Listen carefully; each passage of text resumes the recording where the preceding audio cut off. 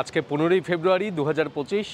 আজকে আমরা হায়দ্রাবাদের বিভিন্ন দর্শনীয় স্থানগুলি ঘুরতে বেরিয়েছি এবং আমাদের এই যে হোটেল, এই হোটেলটি হচ্ছে মাধাপুরে। আর হায়দ্রাবাদের প্রধান যে দর্শনীয় স্থানগুলি অর্থাৎ চারমিনার, মক্কা মসজিদ, চৌমাহল্লা প্যালেস, সালারজং মিউজিয়াম, এগুলো হচ্ছে সব ওল্ড হায়দ্রাবাদের। তো এখান থেকে ডিস্টেন্স হচ্ছে 19 কিলোমিটার। আমরা এখানে সবসময়ই র্যাপিডো কার বুকিং করছি, বুকিং করে বিভিন্ন জায়গায় যাচ্ছি এবং হায়দ্রাবাদে সেটাই সুবিধা।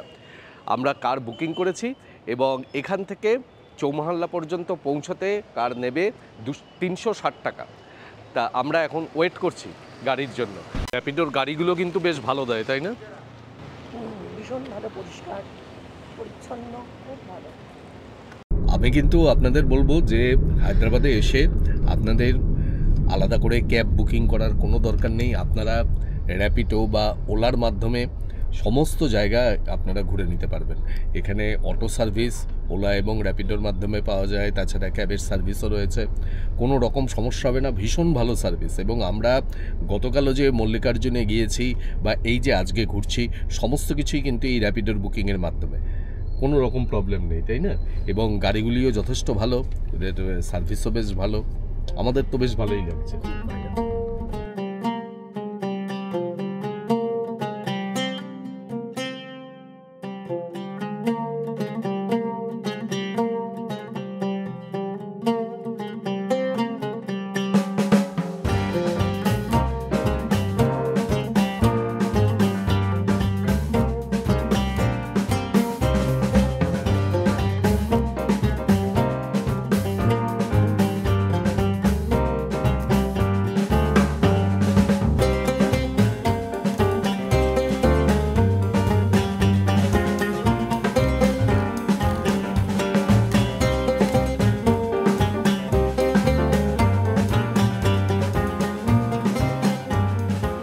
আমরা সালারজং মিউজিয়াম পর্যন্ত পৌঁছালাম। আমি যে ভাড়াটা বলেছিলাম একটু ভুল বলেছিলাম, ভাড়া নিল 288 টাকা র্যাপিডোতে।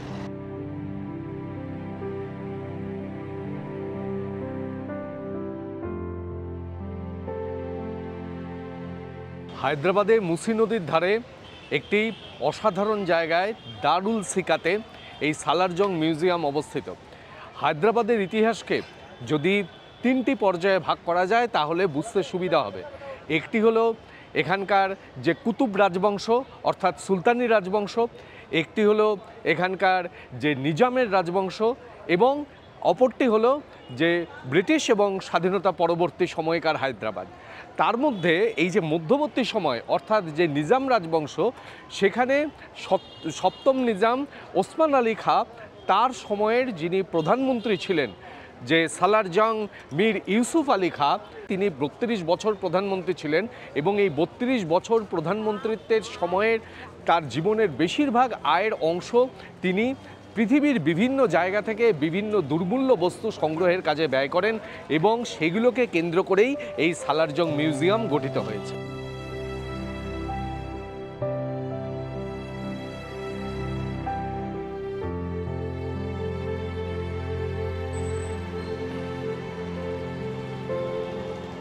গেট দিয়ে ঢুকে সোজা কিছুটা এগিয়ে এসে এইখানে হচ্ছে টিকিট কাউন্টার, আর এইখানে জিনিসপত্র রাখার জন্য ক্লোকরুমও রয়েছে। এই মীর ইউসুফ আলী খান যিনি সালারজং অর্থাৎ প্রধানমন্ত্রী ছিলেন, তিনি 1949 সাল পর্যন্ত প্রধানমন্ত্রী ছিলেন। আর তার মৃত্যুর পর তার সংগ্রহের এই সকল জিনিসগুলি তার পৈতৃক ভবন দিওয়ান দ্বিবেদীতে সেইখানে এগুলি স্থাপিত ছিল অর্থাৎ রাখা ছিল। এবং জওহরলাল নেহরুর তত্ত্বাবধানে 1951 সালে সেই দিওয়ান দ্বিবেদীতে সালারজং মিউজিয়াম প্রথম জনসাধারণের জন্য খুলে দেওয়া হয়।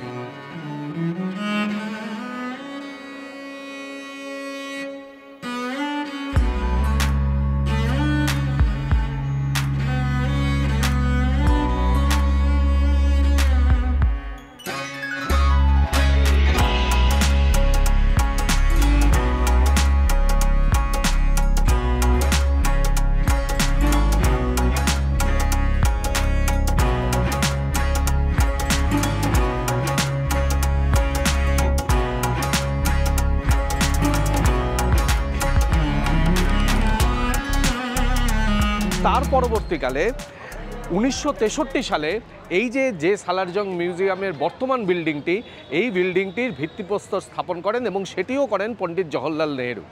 এরপরে তো 1964 সালে পণ্ডিতজি মারা গেলেন, কিন্তু এই বিল্ডিংটির নির্মাণ কার্য চলতেই থাকে এবং 1968 সালে তৎকালীন ভারতের প্রেসিডেন্ট জাকির হোসেন তার হাতে এই যে নতুন বিল্ডিংটি, এই নতুন বিল্ডিংটির উদ্বোধন হয় এবং তখন থেকে এই বিল্ডিংটিতেই সালারজং তৃতীয় মীর ইউসুফ আলী খানের সংগৃহীত বিভিন্ন দ্রব্যাদি সেগুলি সংগ্রহে রাখা রয়েছে।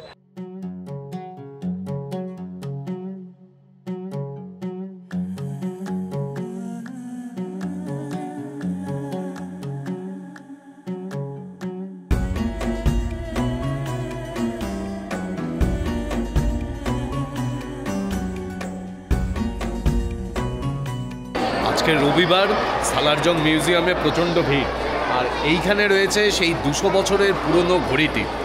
সেই ঘড়ির সামনে এইরকম গ্যালারি করা রয়েছে। প্রতি ঘন্টায় এই ঘড়ির যে বেজে ওঠে, অর্থাৎ তার যে ঘন্টাটি বাজে, তার একটা অপূর্ব কারিগরি আছে, সেইটাই দেখার মতো।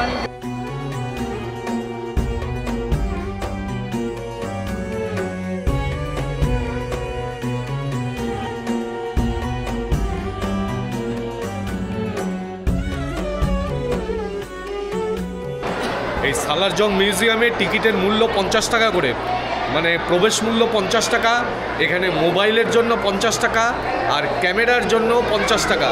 আমরা যেমন দুজনের প্রবেশ মূল্য দিলাম 50-50-100, দুজনের দুটো মোবাইলের জন্য দিলাম 50-50-100, আর দুজনের দুটো ক্যামেরার জন্য, মানে আমার ক্যামেরা আর বুবুর ক্যামেরার জন্য 50-50-100, মোট 300। কিন্তু বুবু বলছে এগুলো বেকার। না, মানে ইউজ না করলে তো টাকাটা দেওয়া বেকারই। আপনি ইউজ করুন বা নাই করুন, আপনি সাথে নিয়ে ঢুকলেই আপনাকে এই টিকিটটি কাটতে হবে। এই যে টিকিট, এইখানে দেখাচ্ছি, এইখানে এইটা হলো প্রবেশের টিকিট, এগুলো হলো ক্যামেরার টিকিট।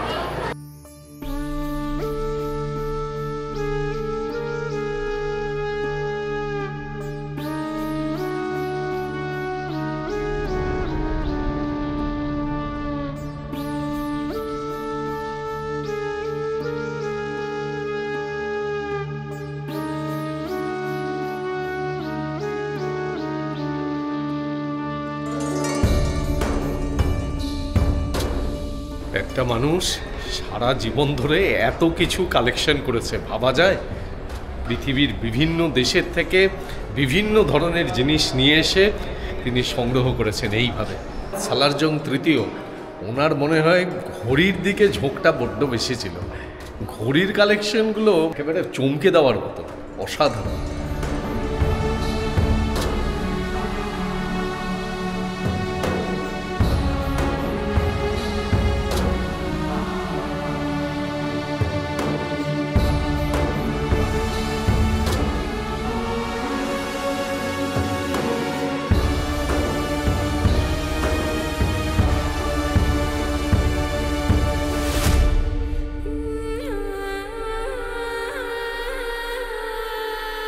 আমি এই নিয়ে 3 বার আসছি, কিন্তু যতবারই আসি ততবারই খুবই ভালো লাগে। এত সুন্দর কালেকশন, ভারতবর্ষের আর কোনো মিউজিয়ামে তো এরকম নেই। সত্যিই তাই, খুব সুন্দর।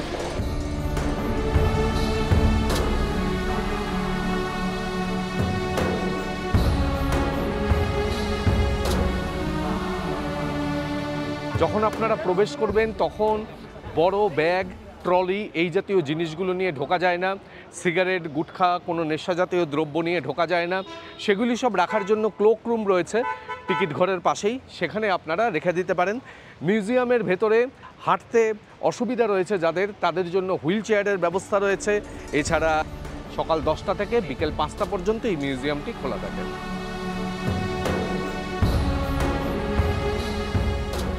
সালারজং মিউজিয়ামের সামনে থেকে আমরা একটি অটো নিলাম। অটো আমাদের চারমিনারের সামনে নামিয়ে দেবে। এই সালারজং থেকে চারমিনারের দূরত্ব 1.5 কিলোমিটার মতন। অটো বললো 50 টাকা নেবে। 50 টাকা।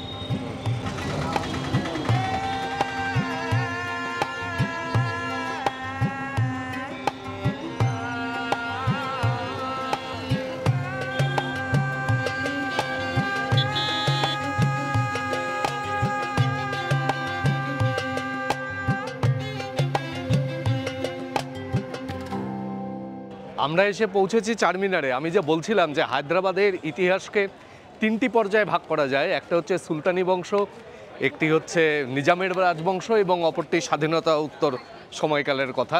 তো এই যে সুলতানি রাজবংশ, সেইখানে 1463 সালে মোহাম্মদ কুলি কুতুবুল মুল্ক, তাকে দিল্লির মোহাম্মদ শাহ বাহমানি, তিনি এই গোলকুন্ডা অঞ্চলে উপজাতিদের দমন করতে পাঠান। তিনি এসে উপজাতিদের দমন করে তিনি এইখানে কুতুব শাহী বংশের প্রতিষ্ঠা করেন। এই কুতুব শাহী রাজবংশের পঞ্চম সুলতান মোহাম্মদ কুলি কুতুব শাহ, তিনি গোলকুন্ডা থেকে জলকষ্ট দূর করার জন্য এই মুসি নদীর তীরে এই হায়দ্রাবাদে এইখানে তার রাজত্ব স্থানান্তরিত করেন এবং এইখানে এসে 1591 খ্রিস্টাব্দে তিনি এই চারমিনার নির্মাণ করেছিলেন। चारमीनार आया भाई, चारमीनार।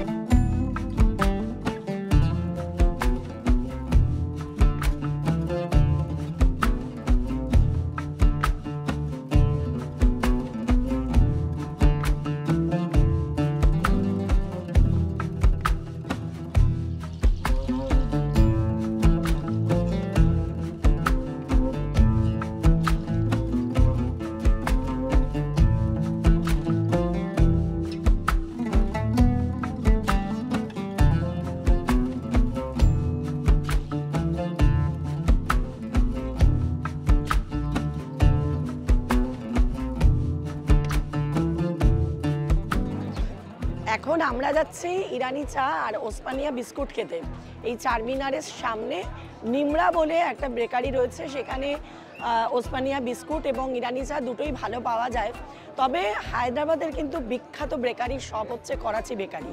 করাচি বেকারির অনেকগুলো আউটলেট আছে, আমরা যদি যেতে পারি আপনাদের দেখাবো, কিন্তু আমাদের এই কাছে এখন পড়েছে নিমরা, তাই জন্য আমরা এখন নিমরাতেই ঢুকছি। চলুন খাই, খেয়ে তারপর আপনাদের বলছি যে কেমন খেলাম। আর আরেকটা কথা, হায়দ্রাবাদে আসলে কিন্তু এই বিস্কুট আর চা মিস করবেন না, খেতেই হবে।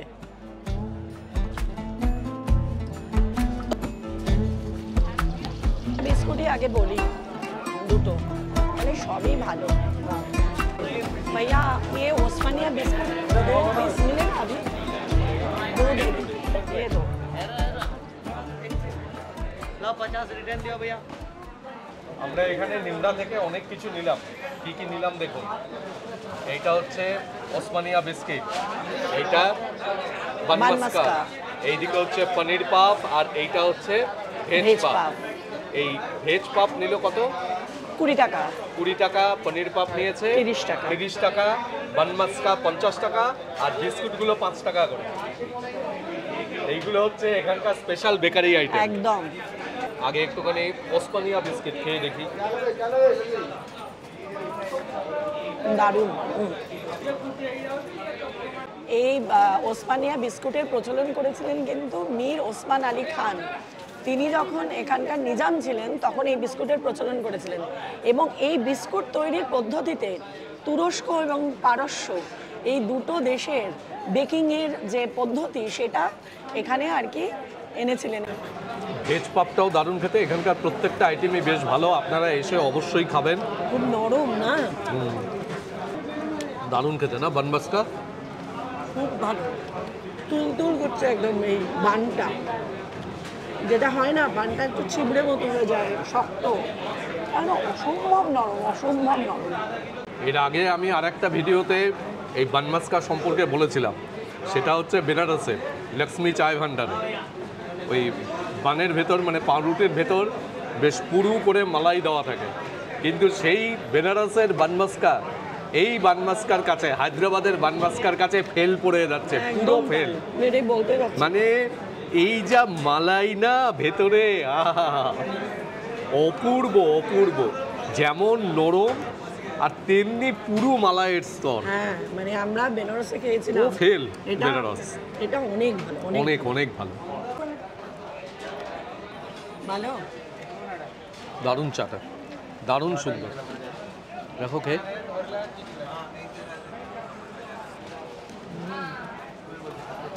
ভালো, অসাধারণ লিকারটার মানে স্মেল এত সুন্দর না, মানে অসাধারণ টেস্ট। এখান থেকে ইরানি চায় নিলাম, এই যে ইরানি চায়ে এটা 25 টাকা করে নিল।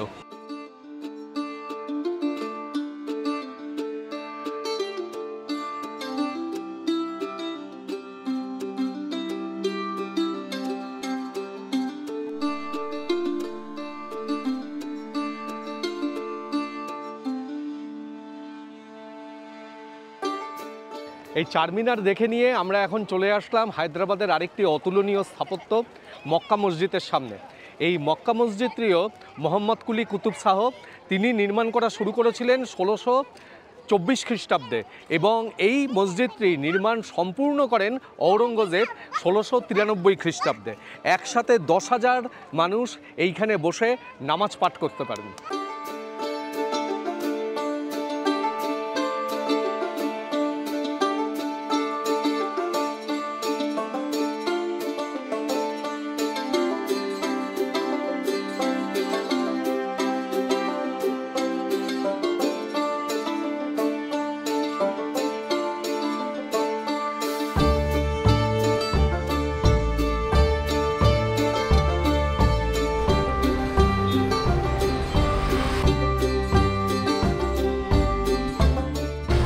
মক্কা মসজিদ দেখে নিয়ে এখন আমরা যাচ্ছি চৌমহল্লা প্যালেস দেখতে।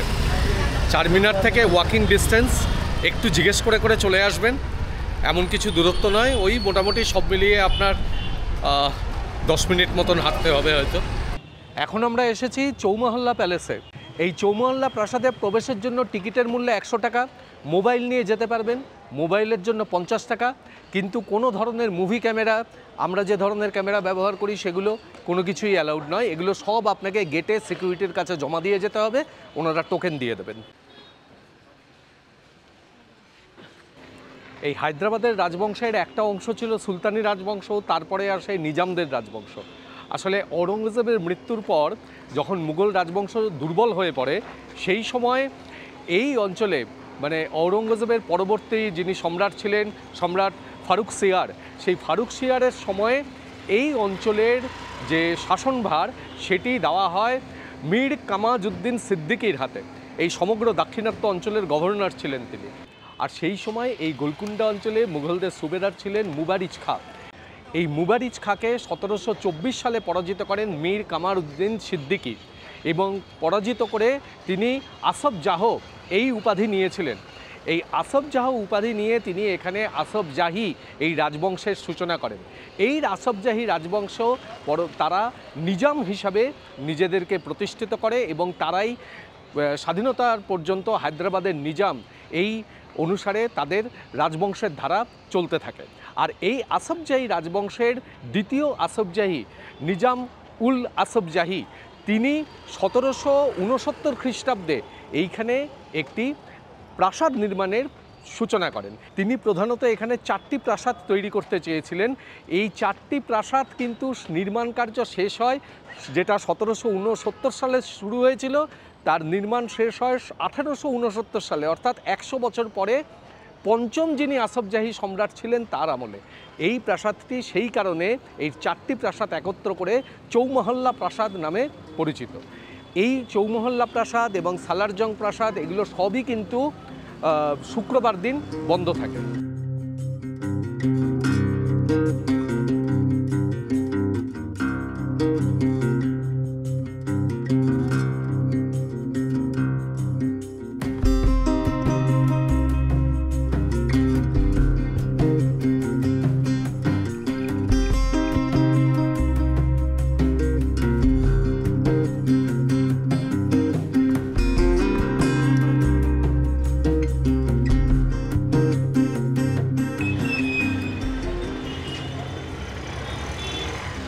এই চত্বরটিতে এসে আপনারা মোটামুটি এই 4টে জায়গা দেখবেন। একটা হলো সালারজং মিউজিয়াম, তারপরে চারমিনার, তারপরে মক্কা মসজিদ এবং সবশেষে চৌমহল্লা প্যালেস। চৌমহল্লা প্যালেসের সামনে থেকেই আমরা আবার অটো নিলাম। এই অটো নিয়ে এখন আমরা যাব হুসেন সাগরের লুম্বিনী পার্কে। এখান থেকে অটো নিল 143 টাকা। এটাও কিন্তু আমি র্যাপিডোর মাধ্যমেই বুকিং করেছি।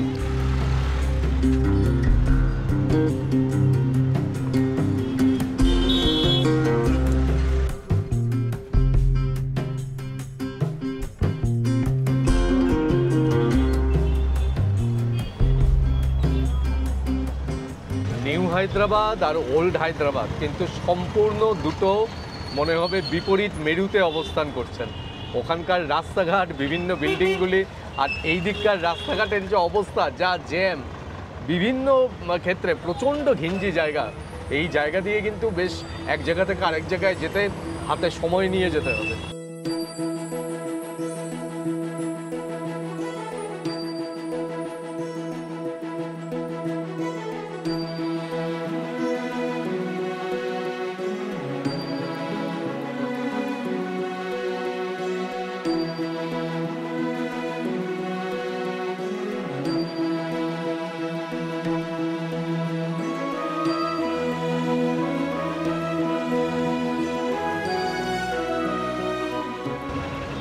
এই যে বাড়িটি দেখছেন, এটি হচ্ছে তেলেঙ্গানা বিধানসভা।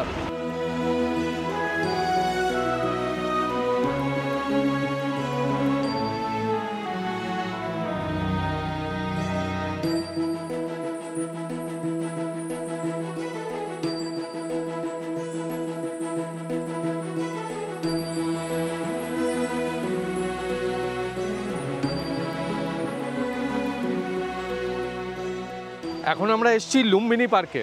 এই লুম্বিনী পার্কের প্রবেশ মূল্য হচ্ছে 20 টাকা করে, আর শিশুদের ক্ষেত্রে 10 টাকা করে। আর তাছাড়া এখানে কিন্তু ক্যামেরার জন্য কোনো চার্জ নেই, কিন্তু সিগারেট, দেশলাই, তারপরে গুটখা এইসব কিছু নিয়ে ভেতরে ঢোকা যাবে না। হ্যাঁ, জলের বোতল, খাবার এসব কিছু নিয়ে এখানে ঢুকতে দেয় না। আর এখানে বোটিংও করা যায়। এই সামনেই হুসেন সাগর, আমরা এখন বোটিং করব এখানে গিয়ে হুসেন সাগরের জলে।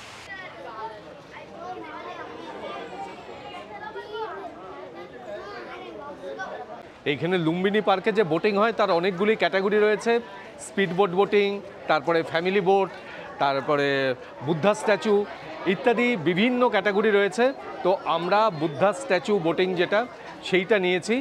এই বোটিংয়ে পার হেড 100 টাকা করে টিকিটের মূল্য। এছাড়া অন্যান্যগুলো কোনোটা 500, কোনোটা 700, এইরকম বিভিন্ন ধরনের টিকিটের মূল্য রয়েছে।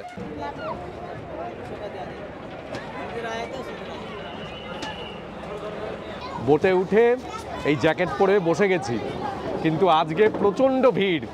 এখানে কোনো একটি স্কুলের থেকে সব বাচ্চাদেরকে নিয়ে এসছে, সবাই মিলে আনন্দ করতে করতে এই হুসেন সাগরের উপর দিয়ে আমরা বুদ্ধ স্ট্যাচু পর্যন্ত যাব।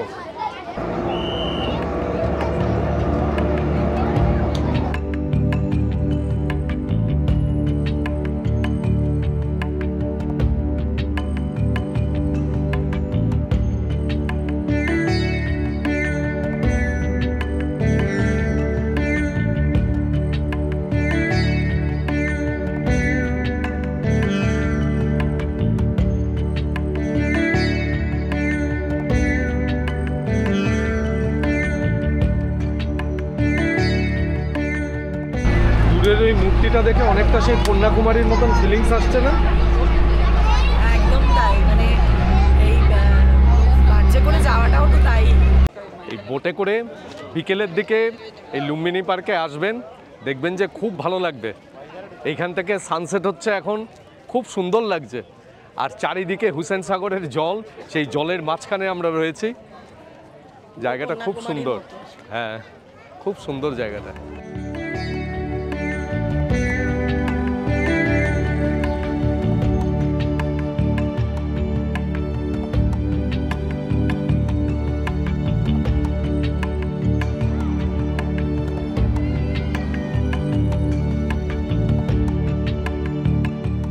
এই যে এখানে আমরা ঘুরে বেড়াচ্ছি, আর আমাদের সাথে দেখা হলো আমাদেরই পরিবারের কয়েকজন সদস্যের সাথে।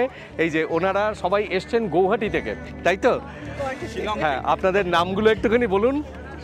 আমার নাম নিবেদিতা, আমি আচ্ছা। ওনাদের ব্লগটা ফলো করি, স্পেশালি কুম্ভর ব্লগটা ভীষণ ভালো লেগেছে। আচ্ছা, আর আপনার? আমার নাম পিনাকপানি চক্রবর্তী, আমি শিলং থাকি। আচ্ছা, আমি সৌমজিৎ চক্রবর্তী, আমার বাড়ি গুয়াহাটিতে।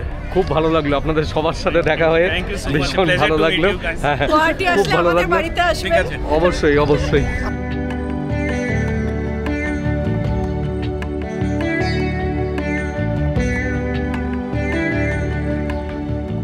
এই হুসেন সাগর লেকটি কিন্তু একটি কৃত্রিম লেক। 1563 সালে এখানকার কুতুবকুলি রাজবংশের চতুর্থ সুলতান ইব্রাহিম কুলি কুতুবকুলি তিনি এই হুসেন সাগর লেকটি নির্মাণ করেন এবং সেই সময় এই যে লেকটি তার নকশা তৈরি করেছিলেন হুসেন শাহ ওয়ালি নামে একজন স্থপতি। তার নাম অনুসারে এই লেকের নাম হয় হুসেন সাগর। আর এইখানে এই যে পার্কটি, অর্থাৎ আমরা যে পার্কটি দেখালাম লুম্বিনী পার্ক, এই পার্কটি তৈরি হয়েছিল 1994 সালে।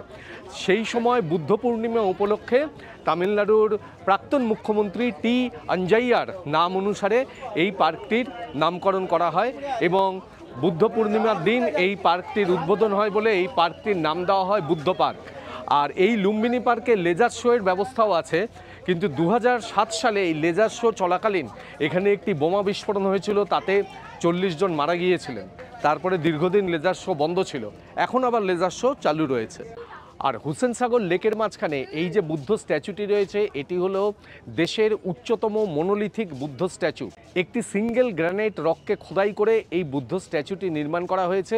1992 সালের 1 ডিসেম্বর এই স্ট্যাচুটির নির্মাণ কার্য হয় এবং নির্মাণ কার্যের পরিকল্পনা করেছিলেন বিখ্যাত স্থপতি গণপতি শতপথী। আর এই স্ট্যাচুটির উচ্চতা 17 মিটার।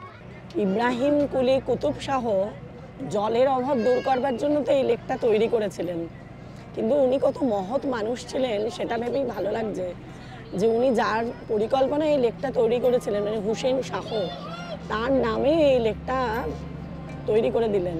এটা কিন্তু সত্যি মনে রাখার মতো ব্যাপার।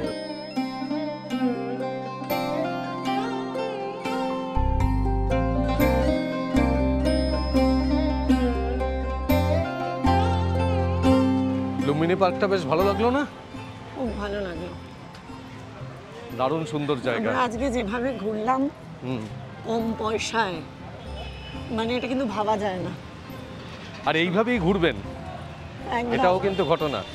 আপনারা কিন্তু এই গাড়ি টাড়ি ভাড়া করার চক্করে একেবারে যাবেন না। আমরা যেরকমভাবে পরপর জায়গাগুলো দেখাচ্ছি সেই রকমভাবে যাবেন, দেখবেন অনেক কম পয়সায় হবে। আর শুধু তাই না, মানে গাড়ি যা জ্যাম এই রাস্তায়, গাড়ি নেওয়া মানে পয়সা নষ্ট। পুরো ওই ঘন্টা ধরে হিসাব, ওদের 8 ঘন্টার হিসাব, আপনার 8 ঘন্টার মধ্যে 4 ঘন্টা দেখবেন জ্যামেই চলে গেছে, তাই না?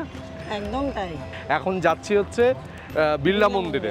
বিড়লা মন্দিরে যাব, এখান থেকে হেঁটেই যাওয়া যায়, এই লুম্বিনী পার্ক থেকে হেঁটেই বিড়লা মন্দির যাওয়া যায়। তবে তার আগে একটু কোথাও চাটা খাই, একটু গলা টলা জিরিয়ে নিই, তারপরে বিড়লা মন্দির যাই, তারপরে খাবো। সেই খাওয়াটা দেখবেন কিন্তু, এটা দারুণ খাওয়া, জায়গা দেখাবো একটা, ভিডিও স্কিপ করে চলে যাবেন না। অনিন্দর বেশি উৎসাহ আজকে। আসলে তা না, আপনাদের বলেই দিই, একটা দারুণ বিরিয়ানির জায়গা দেখাবো। বিরিয়ানি আমি পছন্দ করি তো, তা সেই জন্য বলছি, একটা দারুণ বিরিয়ানির জায়গা দেখাবো।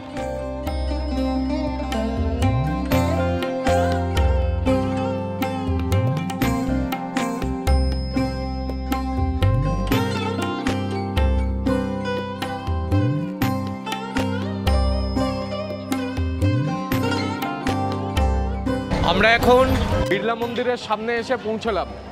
একটা অটো নিয়ে নিলাম ওই লুম্বিনী পার্কের সামনে থেকে, বললো 100 টাকায় একেবারে গেট পর্যন্ত পৌঁছে দেবে। আমাদের আর পায়ে হেঁটে এই জুবিলি হিল পর্যন্ত উঠতে হলো না। তো আমরা এখানে বিড়লা মন্দিরের একেবারে নিচে এসে অটো নামিয়ে দিল। আর বিড়লা মন্দির খোলা থাকে সকাল 7টা থেকে দুপুর 12টা, আর এদিকে আবার দুপুর 2টো থেকে রাত্রি 9টা পর্যন্ত, মানে 12টা থেকে 2টো দুপুরবেলা বন্ধ থাকে। এই যে দেখুন,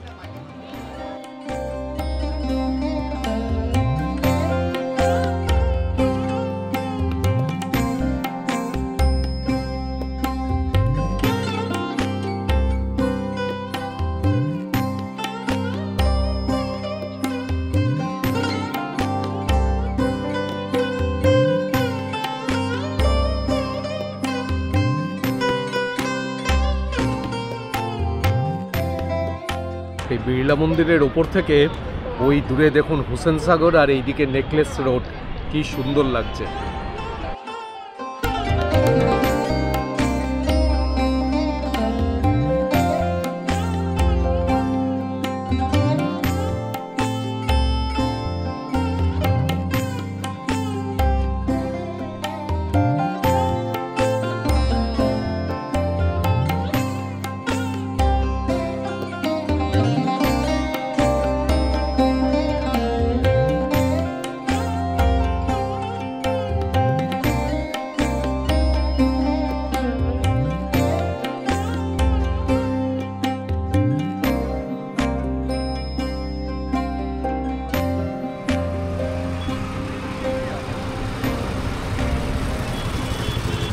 আমরা আজকে ডিনার করার জন্য এসেছি বাবরচিতে।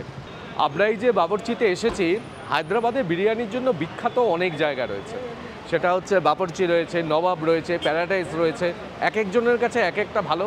তো আমরা এই বাবরচির সুখ্যাতি খুব শুনেছি যে বাবরচি বর্তমানে হায়দ্রাবাদে মানে এমনকি গুগলেও যে এর খুব ভালো রেটিং। তো সেই হিসাবেই আমরা এখানে এসেছি। এই বাবরচি কিন্তু অনেক জায়গায় দেখাবে আউটলেট আছে, কিন্তু অ্যাকচুয়ালি কিন্তু বাবরচি অথেন্টিক বাবরচি এটাই, সন্ধ্যা সিনেমার বিপরীতে, থিয়েটারের বিপরীতে, বিপরীতে নয়, পাশে পাশে আর কি। তো যাই হোক, মানে চারমিনার গেটের আশেপাশেও বাবরচি লেখা অনেক জায়গা আছে যেটা মনে হবে ওটাই বিরিয়ানির দোকান, কিন্তু নয়, এটাই হচ্ছে অথেন্টিক বাবরচি।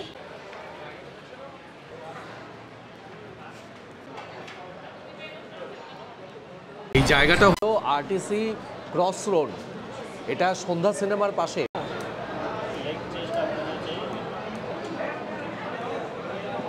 আমরা আজকে স্টার্টারে নিয়েছি মঙ্গোলিয়ান চিকেন।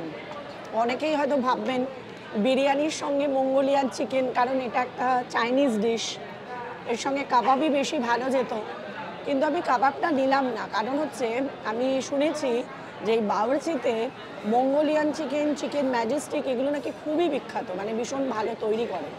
তাই জন্যই আমি ভাবলাম বিরিয়ানি তো নিচ্ছি, তার আগে এইটাই খাই, মানে চিকেন স্টার্টার খেতে আমার এমনিতেই খুব ভালো লাগে। তো এটা ভীষণ সুন্দর বানিয়েছে, আমি একটু খেলাম। প্রথমত মঙ্গোলিয়ান চিকেন করতে গেলে চিকেন ব্রেস্ট দিয়ে জেনারেলি তৈরি করে, আর ছোট ছোট করে পিস করে, আর কিছুই না, এটা একটু আর কি ক্রিস্পি করে একটু ভাজে বিভিন্ন রকম সুইট অ্যান্ড সেভারি সস দিয়ে। কিন্তু টেস্টটা এত ভালো বানিয়েছে, খুব সুন্দর, মানে মনে হচ্ছে একটা একটা করে চিকেনই খেয়ে যায়, খুব ভালো বানিয়েছে। হায়দ্রাবাদের বিরিয়ানি তার একটু স্পেশালিটি আছে, মানে কলকাতার বিরিয়ানির সাথে মিলবে না, কিন্তু এই বিরিয়ানিটা আপনি খেতে শুরু করলে যদি 2-3 চামচ খান তারপরে কিন্তু দারুণ লাগবে খেতে। তার প্রধান কারণ হচ্ছে এর যে মশলা টশলাগুলো দেওয়া হয়েছে না, সেগুলোর সাথে আমাদের কলকাতার কিছুটা মিল আছে। পার্থক্য যে জায়গাটাতে সেটা হচ্ছে যে এখানে আমি মাঝে মাঝে দেখছি ধনেপাতা রয়েছে, কিন্তু হায়দ্রাবাদের বিরিয়ানিতে চিকেন বা মাটনের ছোট ছোট পিস থাকে, এখানে কিন্তু ওরা বড় পিস করে দিয়েছে। এই যে এইরকমভাবে পিসটা বড় পিস করে দিয়েছে, তার জন্য বিরিয়ানি একটু ডিফারেন্ট। আমি খুব একটা বিরিয়ানি ভক্ত নই, তবে সবাই যেরকম বলে যে হায়দ্রাবাদে এসে বিরিয়ানি খেলে খুব খারাপ লাগে, অভিজ্ঞতা খারাপ, আমাদের কিন্তু সেই অভিজ্ঞতা হলো না, মোটামুটি ভালোই। হ্যাঁ, আলু থাকলে আমরা একটু আনন্দ পাই বেশি, কিন্তু আলু নেই বলে দুঃখও পাইনি খুব একটা, কারণ টেস্টটা কিন্তু যথেষ্ট ভালো, আর চালগুলো ভীষণ সুন্দর। আর আমরা তো চিকেন বিরিয়ানি নিয়েছি, এই দেখুন চিকেনের পিসগুলো, এই দেখুন কত নরম, দেখুন কি দারুণভাবে চিকেনের পিসগুলো দেখুন আলাদা করা যাচ্ছে। এই দেখুন, এই দেখুন, দারুণ সুন্দর, দারুণ, খুব সফট চিকেনের পিস, খুব ভালো। এখানে বিরিয়ানির সঙ্গে শুধু রায়তা দেয় তা কিন্তু নয়, সঙ্গে একটা সালান বলে জিনিস দেয়, গ্রেভি টাইপের, বিরিয়ানির সঙ্গে এটা মেখে খাওয়ার জন্য। ওটা আমি অবশ্য এখনো খাইনি, খেয়ে দেখি যে ওটা কেমন টেস্ট।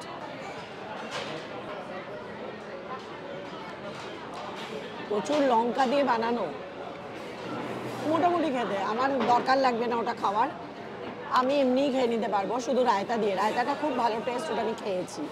আর আমরা যে চিকেন বিরিয়ানি খেলাম সেটাও 250 টাকা, চিকেন মঙ্গোলিয়ান যেটা নিয়েছিলাম সেটাও 250 টাকা, আর একটা জলের বোতল নিয়েছিলাম। সব মিলিয়ে মোট বিল হলো ট্যাক্স নিয়ে 556 টাকা। এবারে আসলে আমরা খুব অল্প সময়ের জন্য হায়দ্রাবাদে এসেছিলাম, মানে মল্লিকার্জুন জ্যোতির্লিঙ্গ দর্শন করাই এবারের মূল উদ্দেশ্য ছিল। হয়তো আরেকটা দিন বেশি থাকলে গোলকুন্ডা ফোর্ট এবং আরও অন্যান্য হায়দ্রাবাদের জায়গাগুলি ভালো করে ঘুরতে পারতাম। ইচ্ছা রইল আবার আসব। আর আমাদের হায়দ্রাবাদ ভ্রমণের এই সিরিজ আপনাদের কাছে কেমন লাগলো সেটা কিন্তু অবশ্যই কমেন্ট বক্সে কমেন্ট করে জানাবেন। ভালো লাগলে চ্যানেলটিকে সাবস্ক্রাইব করবেন এবং অবশ্যই বরাবরের মতন আমাদের সঙ্গে থাকবেন। অনেক ধন্যবাদ।